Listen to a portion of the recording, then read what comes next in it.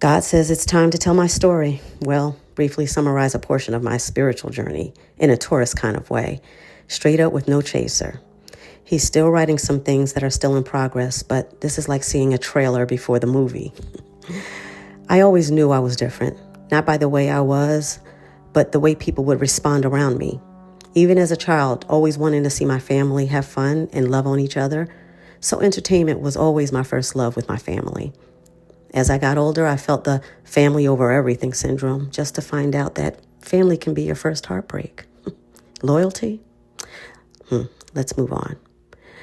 Then there are friends. I felt my heart always would draw people in, then it would be the same thing that draws them out. First lesson, people are not like you. You have to accept that reality. I heard a voice say, "It's time to find me to understand your journey."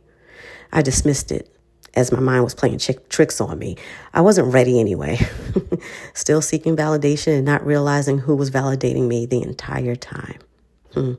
More lessons to learn. Then there was work. Considering colleagues as friends was like falling in love on your first date. People always said you go to work to make money, not friends. But my heart always got in the way. I was more concerned about getting a colleague soup for lunch because they were coughing than the report that was due in 30 minutes. Then there's love. You go through so many relationships, some short, some long, and with each breakup, you learn more about them, but not enough about yourself. Then you finally walk into a space with a bright light to say, "I do." Walking hand in hand with the love of your life. You feel safe, protected, honored, and loved until you hear what sounds like someone sliding a needle across a record. And then complete silence. The enemy turns off the light, puts you in darkness. And when God turns on the light, you look down at your hand and realize you're alone in the middle of the room, hearing laughs, people pointing fingers, including the love of, well, that life. Then you look up and say, "God, I'm ready to start this healing journey. Let's go." God saw it all. God heard it all.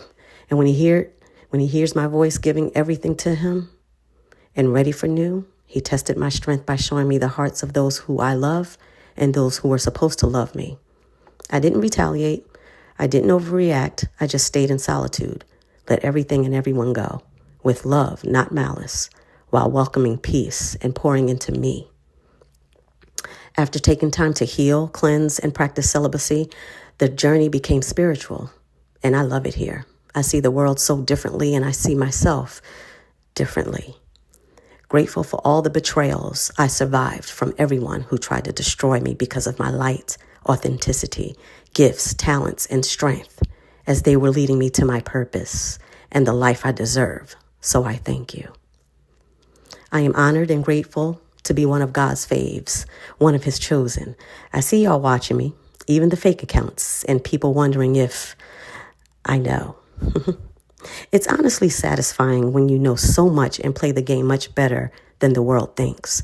While they're playing checkers, you're playing chess, and everyone knows that the queen in chess is the most powerful piece on the board, and I'm not coming off my throne for anyone. God uses many, and I am one of them. Talk about being hidden in plain sight. Yeah, you can't fool someone who can fool a fool by playing a fool. And a player can't, put it this way. Some of us are always 10 steps ahead, even with tears rolling down our face. So be cautious when it comes to me. When I say God don't play about me, I don't say it to be cliche, like many of these folks hiding behind the Bible to sustain a certain image. I mean that from the depths of my soul. Many have already had a knock on the door from karma or my ancestors coming by for an unexpected visit. Remember, your love for me will boomerang back to you tenfold. Your hate for me will boomerang back to you tenfold. But notice, in both statements, nothing changes for me, but depending on your choice, it changes for you. So pick the direction of your heart wisely when it comes to me. My hands never get dirty. My spirit team is gangsta, so don't with me. And to my future soul family, your message isn't caution.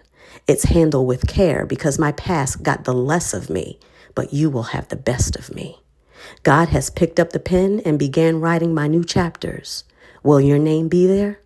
Only God knows, and soon, so will I. Peace and blessings.